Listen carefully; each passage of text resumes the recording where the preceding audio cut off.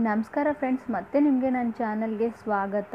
ಇವತ್ತು ನಾನು ಕಟಕ್ ರಾಶಿಯವರ ಲವ್ ಲೈಫ್ 15 to 21 ಜಾನ್ವರಿಗೂ ಹೇಗಿದೆ ಅನ್ನೋದ್ರ ಬಗ್ಗೆ ಮಾಹಿತಿನ ನೀಡ್ತಾ ಇದ್ದೀನಿ. ಫ್ರೆಂಡ್ಸ್, ನೀವೇನಾದರೂ ಮುಂಚೆನೇ ರಿಲೇಷನ್ಶಿಪ್ಪಲ್ಲಿ ಇದ್ದರೆ, ಯಾರ ಜೊತೆನಾದರೂ ಕನೆಕ್ಟ್ ಆಗಿದ್ದರೆ ಅವರು ವೃಷಭ, ಮಕರ, ಸಿಂಹ ಅಥವಾ ಕನ್ಯಾ ಅಥವಾ ವೃಶ್ಚಿಕ ರಾಶಿಯವರು ಆಗಿರ್ಬೋದು ಅಂತ ನಾನು ಹೇಳ್ತೀನಿ.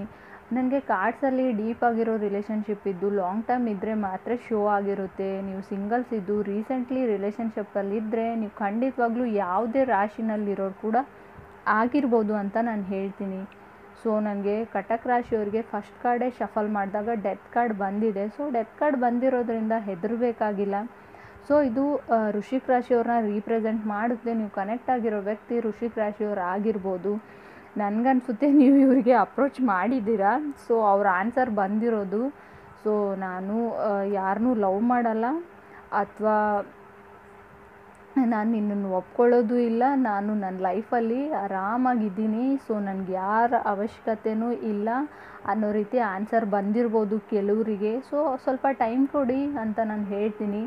ಸೊ ಸೆಕೆಂಡ್ ಕಾರ್ಡ್ ನನಗೆ 2 of Swords ಬಂದಿದೆ.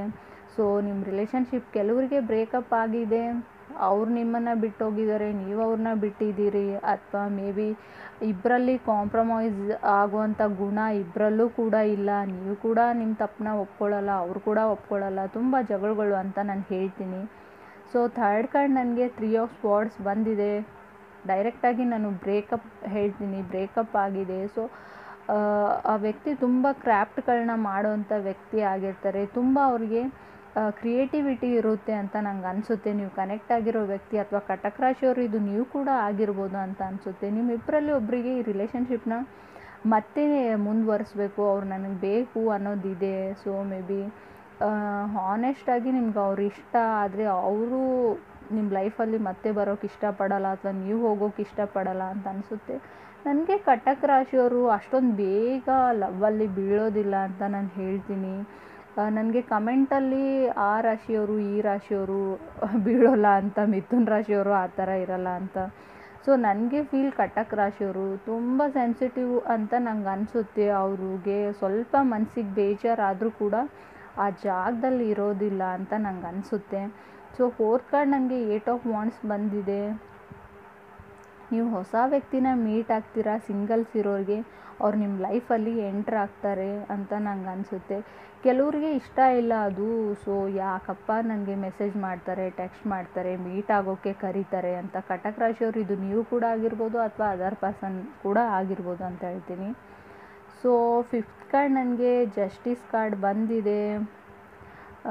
ಮೇ ಬಿ ನಿಮಗೆ ಅದರ್ ಪರ್ಸನ್ ಹೇಳ್ತಾ ಇದ್ದೇನೆ ಕಟಕ್ ರಾಶಿಯವರು, ನೀವು ರಿಲೇಷನ್ಶಿಪ್ಪಲ್ಲಿ ರೀಸೆಂಟ್ಲಿ ಇರೋರಿಗೆ ನೀವು ಯಾಕೆ ಓಪನ್ ಅಪ್ ಆಗ್ತಾ ಇಲ್ಲ, ನನ್ನ ಜೊತೆ ಫೀಲಿಂಗ್ಸ್ನ ಶೇರ್ ಮಾಡು, ಹೇಳ್ಕೊ ನಿನ್ಗೆ ಏನು ಅನಿಸುತ್ತೆ ಅಂತ ಅದರ್ ಪರ್ಸನ್ ಫೀಲಿಂಗ್ ಇದೆ ಇದು.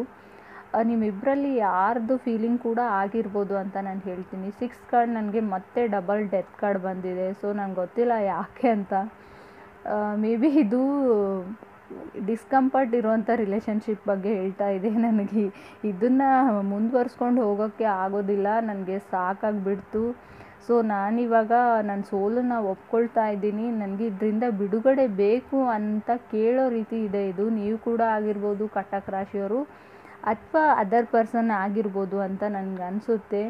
7th ಕಾರ್ಡ್ ನನಗೆ 5 of Pentacles ಬಂದಿದೆ. ಸೊ ಪೆಂಟಿಕಲ್ಸ್ ಕನ್ಯಾ ಅಥವಾ ಮಕರ ರಾಶಿ ಅಥವಾ ಮೇ ಬಿ ನನಗೆ ಸ್ಟ್ರಾಂಗಾಗಿ ಗೊತ್ತಿಲ್ಲ, ವೃಷಭ ರಾಶಿ ನನಗೆ ಗೊತ್ತಿಲ್ಲ. ಸೊ ಮೇ ಬಿ ಇದು ರಾಂಗ್ ಇರ್ಬೋದು.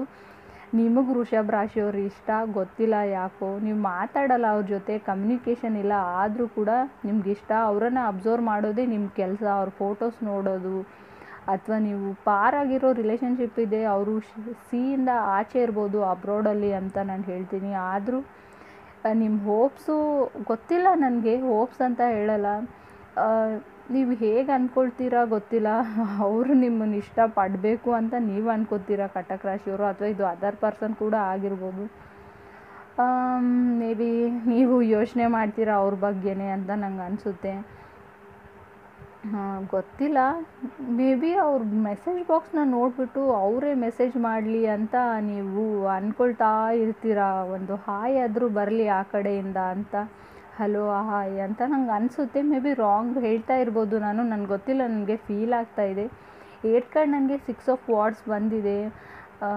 ಕೆಲವ್ರಿಗೆ ಅವರು ಇಲ್ಲಿವರೆಗೂ ಲೈಫಲ್ಲಿ ಏನು ಮಾಡಿದೆ ನಾನು, ಇದರಿಂದ ಏನು ಸಿಕ್ತು ನನಗೆ ಈ ರಿಲೇಷನ್ಶಿಪ್ಪಿಂದ, ಸೊ ನಾನು ಸ್ಟ್ರಾಂಗ್ ಆಗಿದೆ, ನಾನು ಉಳಿಸ್ಕೊಳ್ಳೋಕ್ಕೆ ಎಲ್ಲ ರೀತಿಯಿಂದ ಪ್ರಯತ್ನನ ಪಡ್ತಾ ಇದ್ದೀನಿ, ಅದರ್ ಪರ್ಸನ್ ಮಾಡ್ತಾ ಇಲ್ಲ ಅದು ಅಂತ ನೀವು ಅಂದ್ಕೊಳ್ತಿದ್ದೀರಾ ಅಥವಾ ಅದರ್ ಪರ್ಸನ್ ನಿಮ್ಗೆ ಅಂದ್ಕೊಳ್ತಾ ಇದ್ದಾರೆ ನಿಮ್ಮ ಬಗ್ಗೆ. ನಾನು ಎಲ್ಲ ಪ್ರಯತ್ನನ ಮಾಡ್ತಾ ಇದ್ದೀನಿ. ಸೊ ನಿಮ್ಮ ಕಡೆಯಿಂದ ಈ ರಿಲೇಷನ್ಶಿಪ್ನ ಉಳಿಸ್ಕೊಳ್ಳೋಂಥ ಪ್ರಯತ್ನ ಆಗ್ತಾ ಇಲ್ಲ. ಸೊ ಇಷ್ಟು ವರ್ಷ ಇದ್ದೀವಿ, ಇನ್ನು ಮುಂದೆನೂ ಇರೋಣ ಸೊ ಅನ್ನೋ ರೀತಿ ಇದೆ ಇದು. ಸೊ 9th ಕಾರ್ಡ್ ನನಗೆ 6 ಆಫ್ ಪೆಂಟಿಕಲ್ಸ್ ಬಂದಿದೆ. ಸೊ ತುಂಬ ಡಿಫಿಕಲ್ಟ್ ಟೈಮ್ ಎಂಡ್ ಆಗಿದೆ ಕಟಕ್ ರಾಶಿಯವ್ರಿಗೆ. ಡಿಫಿಕಲ್ಟ್ ಟೈಮ್ನ ಫೇಸ್ ಮಾಡಿದಾರ ತುಂಬ ಅಂತ ಅನಿಸುತ್ತೆ ನನಗೆ, ಕಳೆದ ವರ್ಷಗಳಲ್ಲಿ ಅಂತ ನನಗನ್ಸುತ್ತೆ. ಮೇ ಬಿ ತುಂಬ ಎಮೋಷ್ನಲ್ ಡ್ರೈನ್ಡು. ಕೆಲವ್ರಿಗೆ ತುಂಬ ಅವ್ರ ತಾಯಿ ಜೊತೆ ನನಗೆ ಮನಸ್ತಾಪಗಳಿವೆ, ತುಂಬ ಜಗಳಗಳು ಕಾಣ್ತಾ ಇದ್ದೇವೆ, ಮಾತಿನ ಮಧ್ಯೆ ಜಗಳಗಳು ಹರ್ಟ್ ಆಗಿವೆ ಅಂತ ನನಗನ್ಸುತ್ತೆ.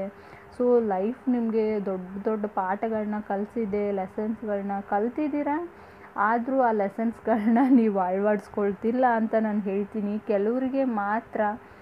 ಸೊ ಕೆಲವ್ರಿಗೆ ನನಗೆ ಲಾಸ್ಟಲ್ಲಿ ಫೀಲ್ ಆಗಿದ್ದು ತುಂಬ ಮನಸ್ಸಿಗೆ ನೋವಾಗಿದೆ. ಕಟಕ್ ರಾಶಿಯವರು ನೀವಾಗಿರ್ಬೋದು ಇದು ಅಥವಾ ಅದರ್ ಪರ್ಸನಿಗೆ. ಸೊ ಅವರಿಗೆ ನಿಮ್ಮನ್ನು ಬಿಟ್ಟಿರೋದಕ್ಕಾಗಲ್ಲ ಅಥವಾ ನಿಮಗೂ ಕೂಡ ಅವರನ್ನು ಬಿಟ್ಟಿರೋಕ್ಕಾಗಲ್ಲ.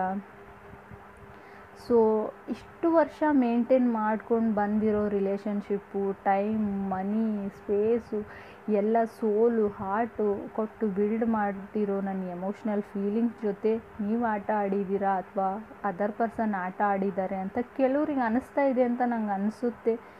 ಕೆಲವ್ರಿಗೆ ಮ್ಯಾರೇಜ್ ಆಗಿ ಅದರ್ ಪರ್ಸನ್ದು ಮ್ಯಾರೇಜ್ ಆಗಿರ್ಬೋದು, ಬ್ರೇಕಪ್ ಸೊ ಕೆಲವರಿಗೆ ಮ್ಯಾರೇಜ್ ಆಗಿರ್ಬೋದು ಬ್ರೇಕಪ್ ಆದಮೇಲೆ, ಅಥವಾ ನಿಮ್ಮದು ಕೂಡ ಆಗಿರ್ಬೋದು ಅಂತ ನಾನು ಹೇಳ್ತೀನಿ. ಸೊ ಖಂಡಿತ ಮ್ಯಾರೇಜ್ ಆದರೆ ಬಿಟ್ಬಿಡಿ ಫ್ರೆಂಡ್ಸ್, ನಿಮ್ಮ ಲೈಫಲ್ಲಿ ತುಂಬ ಜನ ಮತ್ತೆ ಬರ್ತಾರೆ ಅಂತ ನಾನು ಅಂದ್ಕೊಳ್ತೀನಿ. So hope for the best ಅಂತ ನಾನು ಹೇಳ್ತೀನಿ. ಸೊ ಸ್ವಲ್ಪ ಧೈರ್ಯನ ತಗೊಳ್ಳಿ, ಹೊರಗಡೆ ಹೋಗಿ ಹೊಸ ಜನಗಳನ್ನ ಮೀಟಾಗಿ ಅಂತ ನಾನು ಹೇಳ್ತೀನಿ.